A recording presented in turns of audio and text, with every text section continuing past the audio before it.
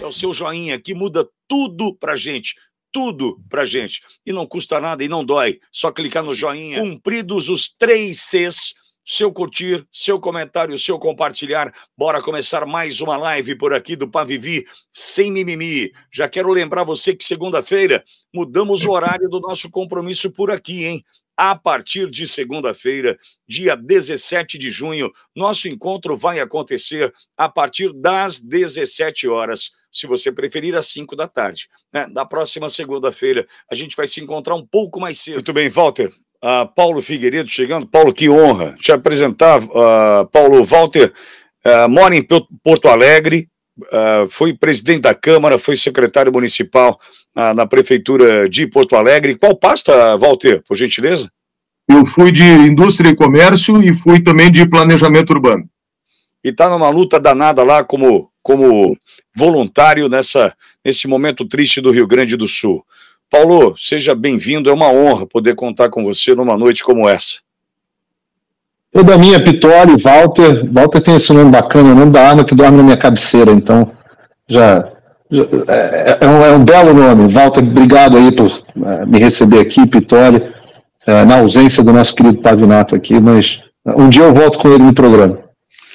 Paulo, e aí? Quais são as últimas, o que você tem para contar para a gente, em especial da tua batalha, que segue aí no Congresso americano? Aliás, estivemos com a Maria Elvira Salazar, Paulo, na posse do Bukele em El Salvador, uma simpatia, e resumindo em uma frase, quando agradecemos a Maria Elvira Salazar pelo que fez no Congresso americano naquele momento onde você também participou, ela foi ali taxativa, só é o meu trabalho. E a gente sabe que dá trabalho, esse trabalho, né, Paulo? Dá um trabalho incrível, mas a gente tem um objetivo muito claro, viu, Pitoli?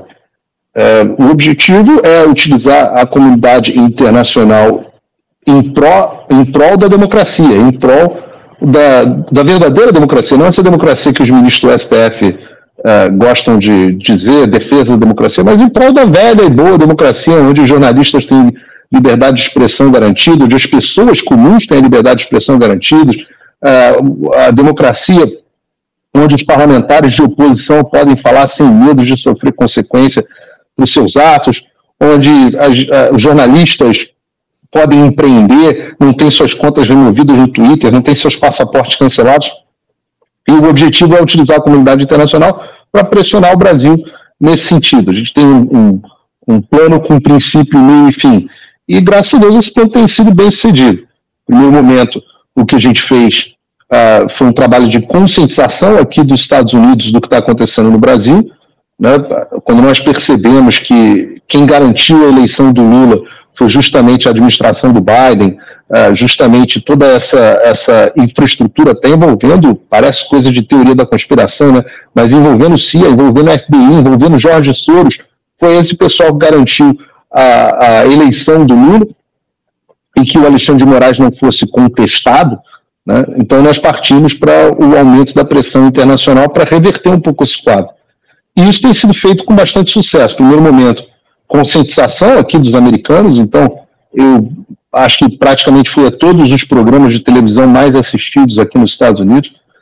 Estou aqui, nesse momento as pessoas estão vendo que eu não estou no meu estúdio, porque eu estou no Texas, estava sendo entrevistado pelo Steven Crowder, que é um dos maiores aqui dos Estados Unidos, estava lá no estúdio dele, impressionante a estrutura que os caras têm aqui nos Estados Unidos, é muito, muito impressionante, e estava parte desse processo. Em seguida nós fomos, e é um trabalho que continua, em seguida nós fomos para o Congresso dos Estados Unidos para registrar publicamente o que está acontecendo. Aí tivemos a audiência pública, na qual, como você mencionou bem, a Maria Salazar, inclusive, que tem sido uma parceira incrível, teve um papel muito, muito importante, e a consequência dessa audiência pública é que o Congresso dos Estados Unidos vai apresentar um projeto de lei para sancionar o governo brasileiro e, especialmente, as autoridades brasileiras, os agentes públicos brasileiros que violem direitos de liberdade de expressão, direitos de imunidade parlamentar, enfim, direitos do cidadão que são garantidos no caso do Brasil, pela Constituição, também pelo Pacto de São José da Costa Rica, do qual o Brasil é signatário, e da Convenção dos Direitos do Homem, né, das Nações Unidas. Então, o Brasil tem violado todas essas instâncias e deve sofrer as consequências nesse sentido. Eu esperava que fosse ontem, esperava depois que fosse hoje, talvez seja amanhã, talvez fique para o início da semana que vem. O ministro Alexandre de Moraes vai ser oficialmente interpelado pelo Congresso dos Estados Unidos a responder sobre essas questões de violação de liberdade de expressão, de violações de direitos humanos.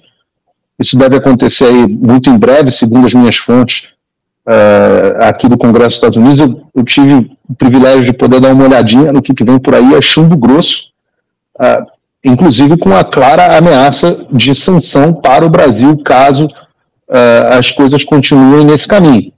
Vão receber também essa interpelação o presidente da Câmara, Arthur Lira, o presidente do Senado, Rodrigo Pacheco, o presidente do Supremo Tribunal Federal, Luiz Roberto Barroso, e a agora ministra do Tribunal Superior Eleitoral, a presidente do Tribunal Superior Eleitoral, a ministra Carmen Lúcia.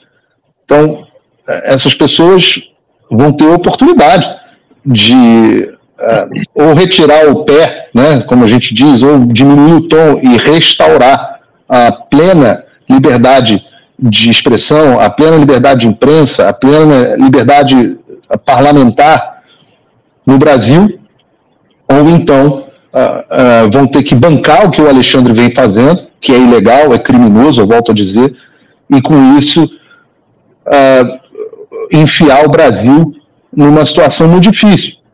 E o que a gente está fazendo nos Estados Unidos, agora no segundo semestre, começa a fazer na Europa também.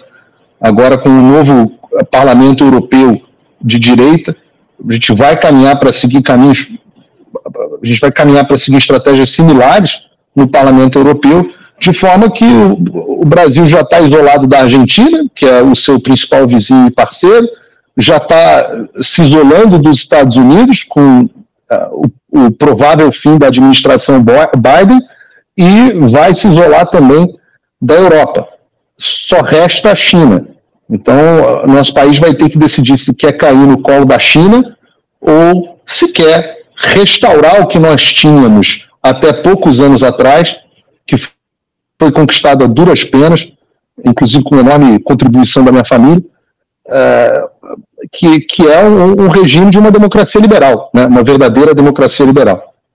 Paulo, aliás, a China que compra soja americana porque Lula, por meio de uma medida provisória, né, taxou a exportação. Então não tem amizade aí, pelo contrário, né? Mas, Paulo, o que está previsto acontecer no Congresso americano e as sanções que estão por vir, atende ou supera as tuas expectativas com relação às consequências dos atos promovidos aqui pelo Supremo, em especial pelo Alexandre? Olha, Pittoli, em relação à soja, é interessante dizer que se o Brasil corta a exportação de soja para a China, no longo prazo a China não sustenta, morre todo mundo de fome. Então, a razão pela qual eles compraram dos Estados Unidos é porque eles não têm alternativa, né? Eu brinco que o Brasil é um dos poucos países que podem acabar com o regime do Xi Jinping a hora que quiserem. Eu chegava a dizer isso para o Bolsonaro, quando a China ameaçou o Bolsonaro de cortar insumo para vacina, de parar o envio de respirador na pandemia, não sei se você lembra disso. Sim. Eu dei uma pequena sugestão para o presidente, falei, olha só, não tem problema não, fala para o agro brasileiro que o governo federal vai comprar toda a soja e toda a galinha, todo o frango produzido pelo Brasil e vai barrar as exportações para a China em 6 meses. Vão morrer 100 milhões de chineses de fome em metade do ano e o regime do Xi Jinping vai cair.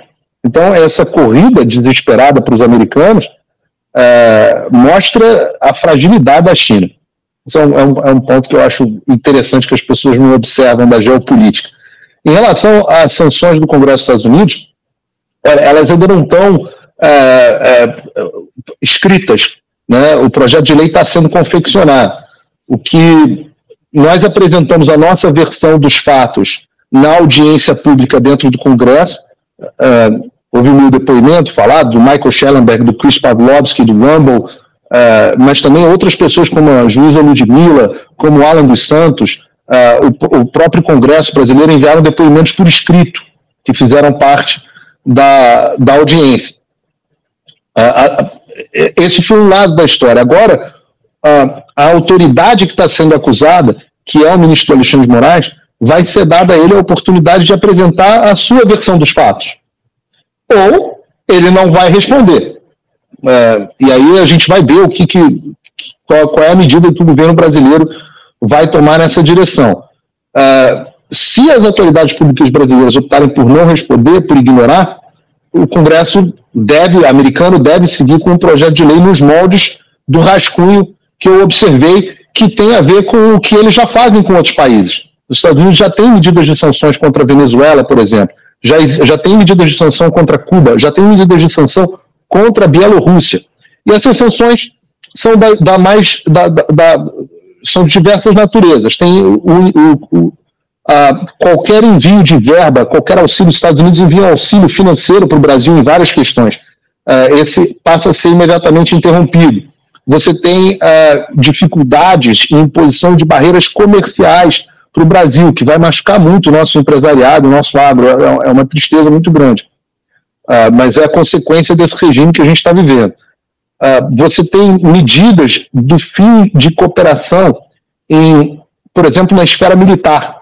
Então, as nossas Forças Armadas têm uma cooperação muito grande de envio de equipamentos, de treinamento, missão militar, etc., com os Estados Unidos. Com a constatação dessas violações de direitos humanos, essa cooperação cessa. E há também todas as medidas contra os agentes públicos e pessoas associadas a eles responsáveis por essas violações.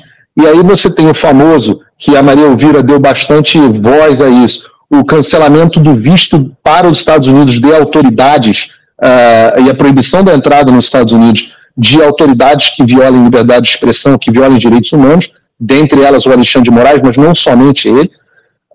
Você tem, num segundo grau, o bloqueio de ativos dessas autoridades no exterior, e a terceira etapa, que é a proibição de que essas pessoas